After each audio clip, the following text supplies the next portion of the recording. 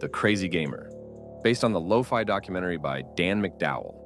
The vinyl seat of the rocking chair squeaked a protest every time John Leifter shifted his weight, a sound that had become a grating rhythm over the last 3 weeks. But today, the squeak was a song, a victory march. Less than 24 hours earlier, he'd completed what he deemed the most obsessive task of the year 2025. Beating Superman 64. His reward, resting like a white fluffy crown on the saucer next to his mug of coffee, brewed generic brand strength with a curious hole in the middle, was a single jet-puffed marshmallow. "You celebrate these things," John murmured, the marshmallow in hand, not always knowing what your next celebration will be. He savored the silence.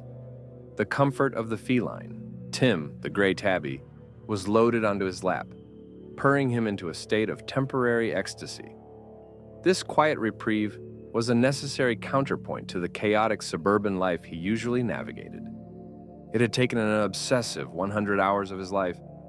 The journey had begun in the small, oppressive 8x11 room he'd converted into his retro gaming crucible. For a 35-year-old suburban dad, this obsession felt like a ridiculous secret, an escape from the lawn mowing and PTA meetings. The environment was an enemy in and of itself. Out of the kindness and goodness of his heart and the desire to capture usable audio, he had kept the window air conditioner off. It was so loud, he swore the neighbors could hear it from 100 yards away. Consequently, the room's temperature had soared to 93 degrees Fahrenheit.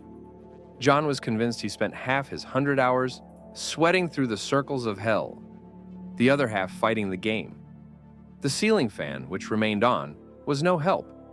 Its loud, rickety churn served only to amplify his misery. Before the obsession took hold, he had to address the cartridge itself. It was ailing, suffering from wear on the connection points. "I'm no expert," he'd whispered into the lens of the tablet recording him. "But what I'm going to try to do is do a little bit of rubbing alcohol." He dabbed the tip of a swab, meticulously cleaning the contacts. He needed to believe that the game's failures were mechanical, not fundamentally existential. He had started the game with a singular focus, adopting a philosophy of self-preservation. There are no glitches, there are mere setbacks. This mantra was necessary to counter the game's ceaseless assault on his sanity. Every time Superman phased through a building or the camera spun violently into the polygonal abyss, John would breathe deeply, clutching the controller. Setback, not a bug, setback. Yet even the developers seemed to be having a laugh at his expense. He'd reached the very end of the Starship level, only for a text box to pop up, mocking him. Bug 2000. There's a bug, folks. Broke ground failure. Main computer rebooting. It was a cruel jest. They knew how buggy their game was. The controls alone were a masterclass in anti-fun design. Superman's punch, which was supposed to be a devastating blow, sounded more like a limp, annoying slap. Worse still, the input lag was criminal. "All right, I pushed the button like half a second ago, and then finally it responds on the screen," he'd groan, watching the Man of Steel execute a delayed motion that made him look like a sloppy player. He was forced, out of requirement, not choice, to become a skilled player, a necessity that spoke volumes about the broken difficulty curve.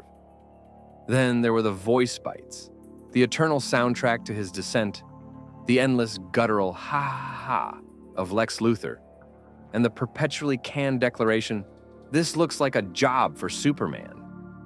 The voices followed him into the real world. He'd find himself staring at a broken coffee machine in the break room at work, instinctively wanting to put his hand on his hip and declare, "This looks like a job for Superman," because those were, quite literally, the only two voice bites the entire game offered. John tried to pace himself. The schedule was rigorous. Beat a level, take a day, celebrate, relish the moment, savor it for all that it was. He understood that every day he passed a level, he was outrunning more and more of the competition, because it took somebody flat-out psycho, obsessed, or downright fixated to take on this task. But the game held a final, malicious, structural hurdle. After playing through all the levels on the easier difficulties, He discovered the ultimate maddening truth. To unlock the true ending and complete the game, he was required to play it all again on the highest setting, Superman mode. "It's really frustrating to have to play through all those again," John told the camera, trying to remain calm. But he buckled down, doing his very darnest to do the game justice. He was just a consumer, just an average Joe, just a working-class dude determined to prove that this game, despite its reputation, could be conquered. His stoicism cracked in two specific moments that would be forever burned into his memory. The first came during the LexCorp level. He'd won, completed the task, watched the bad guy fly out the window on a motorized cart. And then, it just ended. No Superman wins title card. No satisfying resolution. "I want that title card. I want to see that I won that level too," he wailed, feeling a psychological lack of closure. It was like hearing the first verse of a song and having it cut off. The last chorus didn't go all the way through, and now the tune was perpetually stuck. The lack of that 2-second graphic robbed him of his satisfaction. He'd even emailed Titus, the long-defunct developer, over and over, knowing full well they went bankrupt in 2005. No one responded. The second trauma occurred on the final level, the one separating him from salvation. He had rescued Jimmy and Lois, fought Brainiac, and was moving to retrieve the final bombs. Then, during the crucial 2-second cutscene, the screen froze. Completely. Totally frozen.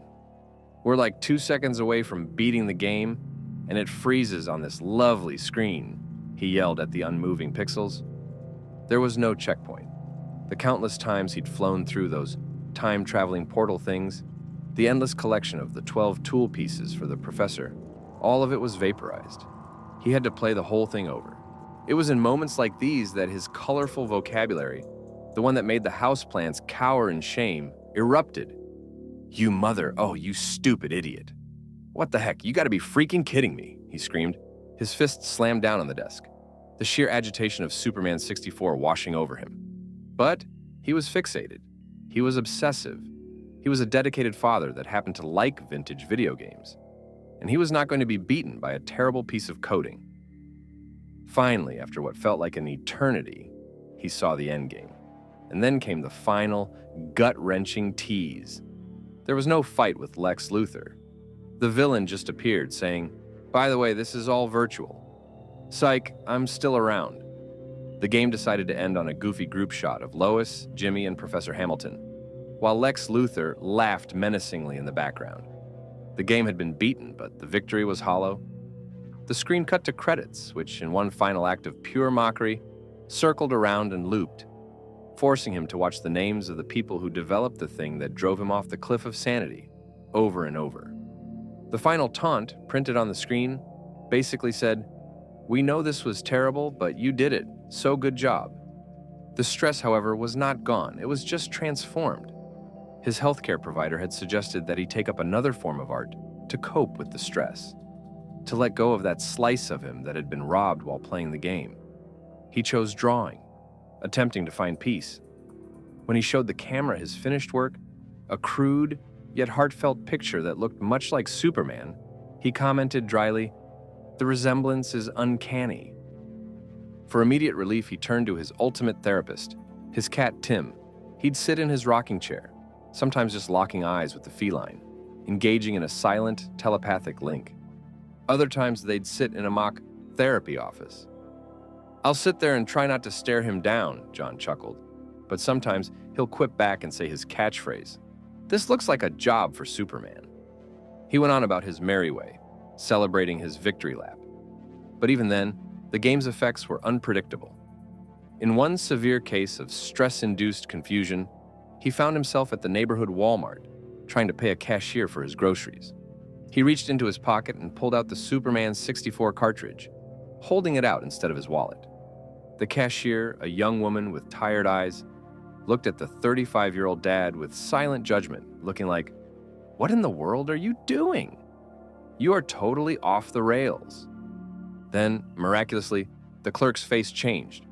It was as if she heard the phantom echo of Superman's voice bite.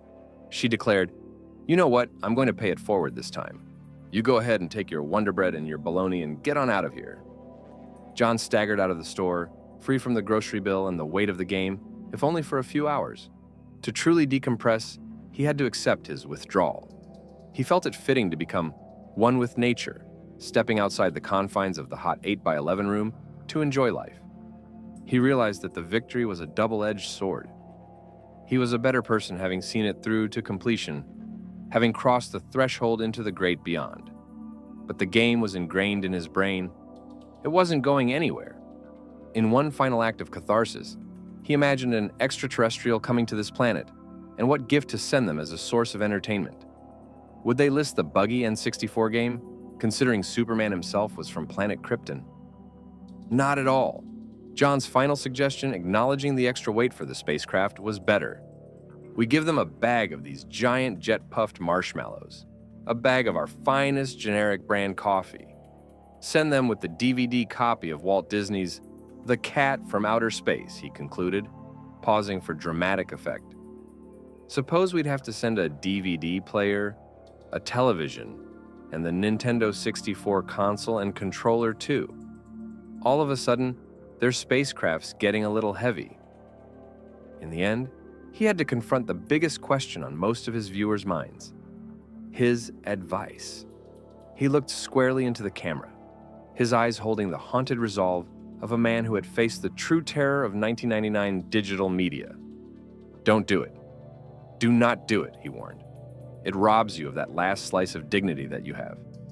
Chews you up and spits you out, giving you these explosive and unpredictable sorts of behaviors. But the satisfaction, he admitted, of finally being done was real. The trauma of the bugs, the heat, the slow punches. It was over. He was done. And with that, John offered a musical summary, the final, unfiltered, completely tax-free Superman 64 song, ensuring that his obsessive 100-hour journey would forever transcend time. In lieu of some technical difficulties, I share with you the Superman 64 song, completely tax-free and unfiltered. On backing vocals and bass, Jimbo. Can you shut up, Jimbo? Superstar.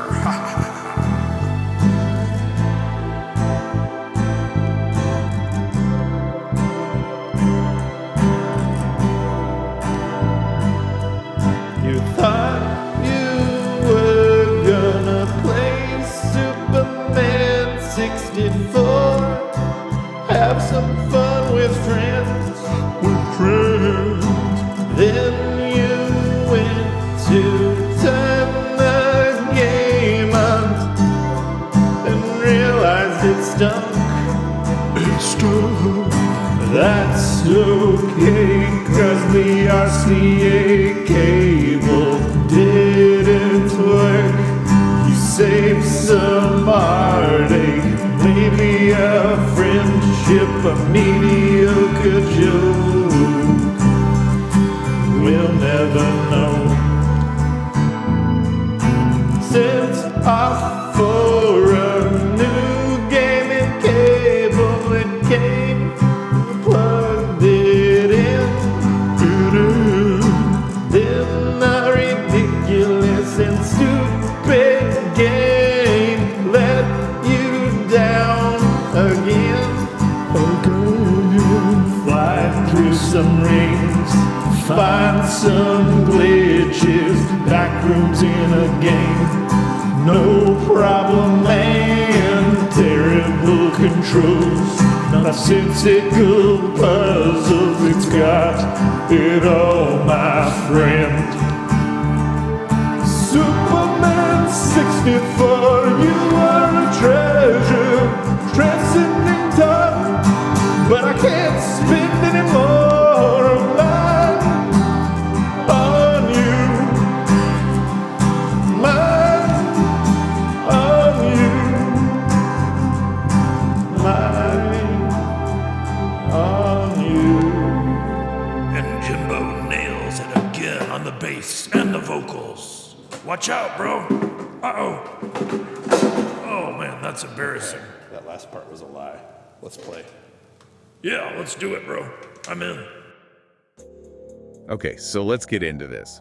It's really something. We're looking at the 100-hour ordeal of one suburban dad, John. 100 hours. It's hard to even wrap your head around that. 100 hours trying to beat, of all things, the infamously broken N64 game, Superman 64. And this isn't just a gaming story. I mean, it's a real study in obsession, in the psychology of sticking with something that is just punishing you. Absolutely. And you have to set the scene, the physical crucible he was in. Yeah, he's in this tiny, 8 by 11 foot retro gaming room. And because he's recording, the window AC unit had to be off, so the temperature climbed. To 93 degrees Fahrenheit, with just this loud, rickety old ceiling fan going. It's a pressure cooker before he even turns the game on. Right, and to survive that, he had to adopt this mantra. There are no glitches, there are mere setbacks. It had to. He's even, meticulously cleaning the cartridge contacts with rubbing alcohol. As if the problem could be external, right?